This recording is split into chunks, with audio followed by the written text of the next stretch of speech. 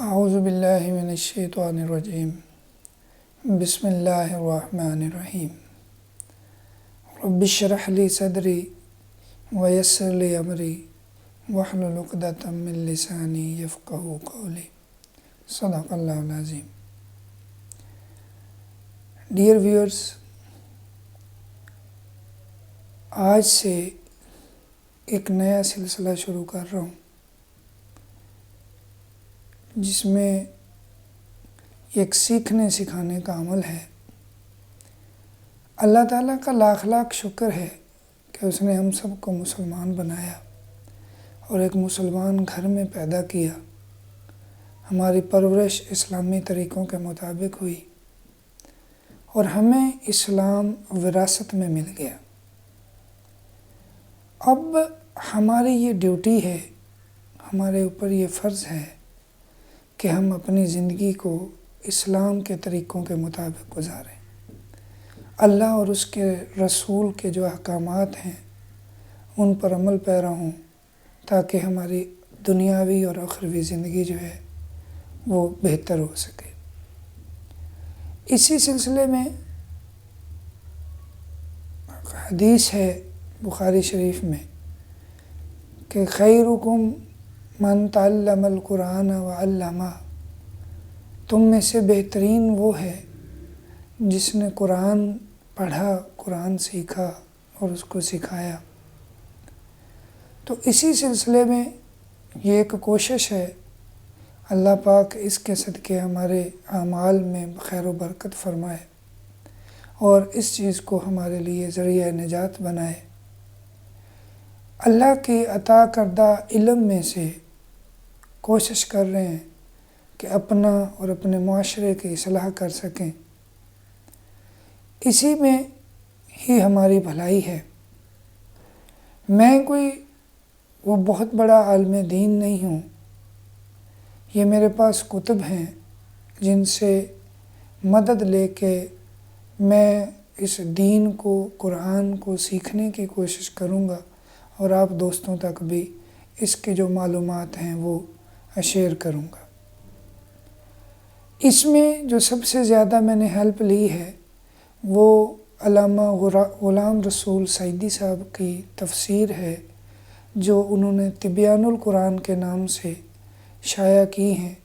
ان سے ہیلپ لے کے میں اس علم کو اپنے اور آپ کے فائدے کے لیے اس لیکچرز کی شکل میں، یوٹیوب ویڈیو کی شکل میں جو ہے وہ سامنے پیش کروں گا۔ اس میں اب اگر ہم دیکھیں، اللہ تعالیٰ نے انسان کو پیدا کیا اور بہت ہی عمدہ مخلوق پیدا کیا۔ اب جب یہ مخلوق انسان دنیا میں موجود ہے، اس کی ضرورتیں ہیں، روٹی ہے، کپڑا ہے، مکان ہے، افزائش نسل کے لیے اس کو نکاح کی ضرورت ہے۔ ان تمام چیزوں کے لیے اگر اللہ تعالیٰ نے کوئی ایک منظم قانون نہ بنایا ہوتا تو یہ فطری بات ہے کہ اس میں کافی گڑبڑ ہو جاتی۔ ہر طاقتور جو تھا وہ کمزور کو دبا دیتا، اس سے وہ ساری چیزیں چھین لیتا، اس کو وہ زندگی گزارنے کی جو بنیادی ضروریات ہیں اس سے بھی محروم رہ جاتا۔ اگر اس کا قانون کوئی عام انسان بناتا، وہ جتنا مرضی ایکسپرٹ ہوتا، لیکن اس میں وہ اپنی جو ہے رضا، اپنی خواہش، اپنی لگن، اپنا جھکاؤ ظاہر کرتا۔ اس لیے ان تمام چیزوں سے ہٹ کے اللہ تعالیٰ نے ایک قانون بنایا کہ آپ نے ہر ایک کے حقوق کو کیسے لے کے چلنا ہے، کیسے آپ نے اپنی زندگیاں گزارنی ہیں، جو کہ اسلام کے مطابق بھی ہوں گی اور جو انسانیت ہے اس کے مطابق بھی ہوں گی۔ ایک فطرت کو دیکھتے ہوئے اللہ تعالیٰ نے قانون وضع کر دیے کہ آپ کب کیا کیسے کریں گے۔ ایک تو یہ ضرورت تھی جو اللہ تعالیٰ نے اپنے احکامات نازل کیے قرآن پاک کی شکل میں۔ دوسرا اگر ہم دیکھیں تو ہم اللہ تعالیٰ کے وجود کو ہم مختلف چیزوں سے جان سکتے ہیں۔ عقل سے خدا کی وحدانیت کو جانا جا سکتا ہے، قیامت کے قائم ہونے کو، حشر نشر کو، سزا و جزا کو۔ اللہ تعالیٰ کی جو یہ چیزیں ہیں ان کو جانا جا سکتا ہے عقل استعمال کرتے ہوئے، لیکن جو اللہ تعالیٰ کے احکامات ہیں، جو اللہ تعالیٰ نے جو تعلیمات دی ہیں، ان کو ہم عقل سے نہیں جان سکتے۔ وہ جو مفصل احکام ہیں ان کو معلوم نہیں کر سکتے۔ اس لیے یہ اچھی بات ہے، ہم یہ تو پتہ کر سکتے ہیں کہ ہمیں اللہ کا شکر ادا کرنا چاہیے، لیکن شکر کیسے کرنا چاہیے اس کا ہمیں علم نہیں ہے۔ اس کے لیے بھی اللہ تعالیٰ نے ہماری رہنمائی فرمائی اور ہمیں ایک کتاب کی شکل میں اپنے احکامات جو تھے وہ ہم تک پہنچائے۔ اس کے علاوہ اللہ تعالیٰ نے انسان کو بے مقصد پیدا نہیں کیا، اس کا ایک مقصد ہے، اس نے اللہ کی عبادت کرنی ہے، اس نے اپنی زندگی گزارنی ہے اور اس کی نعمتوں کا شکر ادا کرنا ہے جو اللہ تعالیٰ نے اس کو عطا کی، اپنے حقوق و فرائض کا خیال رکھنا ہے، وہ ادا کرنے ہیں۔ اب ان ساری چیزوں کو دیکھتے ہوئے ہم کون کون سے کام کریں گے، کون کون سے کام نہیں کریں گے، کون سے ایسے کام ہیں جن کو کرنے سے اللہ راضی ہوتا ہے، کون سے ایسے کام ہیں جو اللہ کی رضا میں نہیں آتے، جو اللہ تعالیٰ کی ناراضگی کا باعث بنتے ہیں، ان سب کاموں سے ہم نے بچنا ہے۔ اس بچنے کے لیے، اس کی رہنمائی کے لیے بھی اللہ تعالیٰ نے ہمیں قرآن پاک کی شکل میں احکامات عطا کیے۔ یہ اس کا شکر ہے کہ اس نے ہمیں، یہ نہیں ہے کہ ایک ایسے ہی امتحان لینا ہے، بلکہ اس نے ہمیں ایک سلیبس بتایا ہے کہ آپ نے اس کے مطابق چلنا ہے اور اس کے مطابق ہی آپ کا امتحان ہونا ہے۔ بعض دفعہ ایسی بھی چیزیں ہیں کہ ہمیں حکم ملتا ہے جی آپ نے نمازیں پڑھنی ہیں، آپ نے روزے رکھنے ہیں، آپ نے حج ادا کرنا ہے، تو کیسے کرنا ہے اس کا طریقہ بھی ہمیں قرآن کی شکل میں اور حدیث کی شکل میں ملتا ہے۔ اس لیے یہ جو قرآن ہے یہ ہمارے لیے بہت ضروری ہے اس کو سیکھنا، اور اس کو ہم سیکھ کے ہی اپنے پیدا کرنے والے کا شکر ادا کر سکتے ہیں، اس کی تعلیمات پر عمل کر سکتے ہیں، اور قرآن کا سیکھنا ہی ہمارے لیے باعث نجات بن سکتا ہے۔ اب کچھ چیزیں ایسی ہوتی ہیں کہ جب ہم قرآن کو پڑھتے ہیں تو ہمیں پتہ چلتا ہے کہ قرآن جو اس میں جو تعلیمات ہیں، اس میں جو احکام دیے گئے ہیں وہ عین اللہ کی طرف سے ہیں۔ قرآن کو ہم کہتے ہیں یہ اللہ کا کلام ہے، اور اللہ کا کلام جو ہے وہ اپنے نبی حضرت محمد صلی اللہ علیہ وآلہ وسلم پر وحی کی شکل میں نازل ہوا۔ اب وحی کیا ہے؟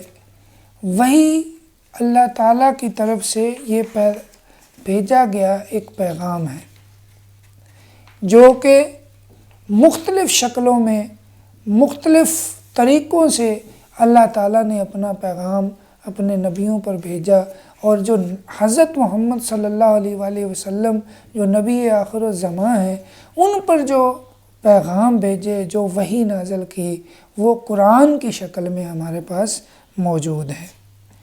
اب یہ جو وحی ہے وہ اللہ پاک مختلف طریقوں سے بھیجتے ہیں، جس کے بارے میں قرآن پاک میں بھی اللہ تعالیٰ نے فرمایا۔ ایک جگہ پہ اللہ پاک فرماتے ہیں وَكَذَلِكَ جَعَلْنَا لِكُلِّ نَبِيٍّ عَدُوًّا شَيَاطِينَ الْإِنسِ وَالْجِنِّ يُوحِي بَعْضُهُمْ إِلَى بَعْضٍ زُخْرُفَ الْقَوْلِ غُرُورًا۔ اور اس طرح ہم نے سرکش انسانوں اور جنوں کو ہر نبی کا دشمن بنا دیا جو خفیہ طور پر ملمہ کی ہوئی جھوٹی بات دھوکہ دینے کے لیے ایک دوسرے کو پہنچاتے ہیں۔ اب ایک جگہ پہ اللہ پاک نے فرمایا کہ زکریا اپنی قوم کے سامنے حجرہ سے باہر نکلے، پس ان کی طرف اشارہ کیا کہ تم صبح اور شام تسبیح کیا کرو۔ مطلب یہ کہ اللہ تعالیٰ نے جو اپنے احکامات بھیجے، جو وحی بھیجی، وہ اشارہ کی شکل میں بھی ہو سکتی ہے، وہ الہام کی ہوئی بھی ہو سکتی ہے، یا وہ پردے کے پیچھے ہو سکتی ہے، یا وہ کوئی فرشتہ بھیج سکتے ہیں۔ جیسا کہ ایک جگہ پہ اللہ پاک فرماتے ہیں، اور کوئی بشر اس لائق نہیں کہ اللہ اس سے کلام کرے مگر وحی سے یا پردے کے پیچھے سے، یا کوئی فرشتہ بھیج دے جو اس کے حکم سے وہ پہنچائے جو اللہ چاہتا ہے۔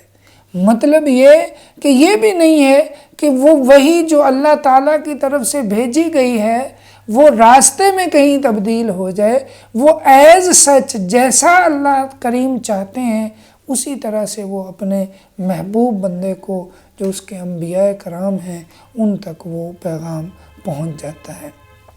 اب ایک جگہ پہ اللہ پاک قرآن پاک میں فرماتے ہیں کہ ہم نے موسیٰ کی ماں کو الہام فرمایا کہ ان کو دودھ پلاؤ۔ مطلب وحی جو ہوتی ہے وہ اس شکل میں بھی ہو سکتی ہے، اللہ تعالیٰ جیسے چاہتا ہے، جس طرح چاہتا ہے، جن اسباب سے چاہتا ہے اپنا پیغام اپنے بندوں تک پہنچاتا ہے، اور اس میں جو مین ذریعہ ہوتے ہیں وہ اللہ کے نبی ہوتے ہیں، جو مبعوث کیے گئے ہوتے ہیں، وہ اللہ کے پیغام کو اللہ تعالیٰ کی ذات سے وصول کرتے ہیں، اور پھر ہم جیسے عام لوگوں تک وہ پیغام پہنچ جاتا ہے۔ یہ تھا کہ قرآن پاک کیا ہے، یہ وحی ہے، یہ احکام وحی کی شکل میں اللہ تعالیٰ کی طرف سے آئے گئے وہ پیغام ہیں، وہ تعلیمات ہیں جن پر عمل پیرا ہو کے ہم اللہ اور اس کے محبوب کو راضی کر سکتے ہیں۔ پھر اس کی ضرورت کیوں پیش آئی، اس کے لیے بھی میں نے بتایا کہ اس میں اللہ تعالیٰ کی طرف سے وہ وضع کردہ قانون نہ بتائے گئے کہ آپ اگر ان طریقوں پہ چلیں گے، ان طریقوں کے مطابق زندگی گزاریں گے تو بے شک آپ اللہ اور اس کے رسول کی رضا کو حاصل کر سکتے ہیں۔ یہ تھا آج کا ہمارا موضوع۔ کل ہم انشاءاللہ نئے موضوع کے ساتھ آگے جو ہے وہ ویڈیو بنائیں گے۔ اللہ تعالیٰ اس کاوش کو میرے اور آپ کے لیے ذریعہ نجات بنائے، اور ہمارے مال و جان، عزت و آبرو اور دنیاوی اور آخروی زندگی میں برکتیں نازل فرمائے۔ وآخر دعوانا ان الحمد للہ رب العالمین۔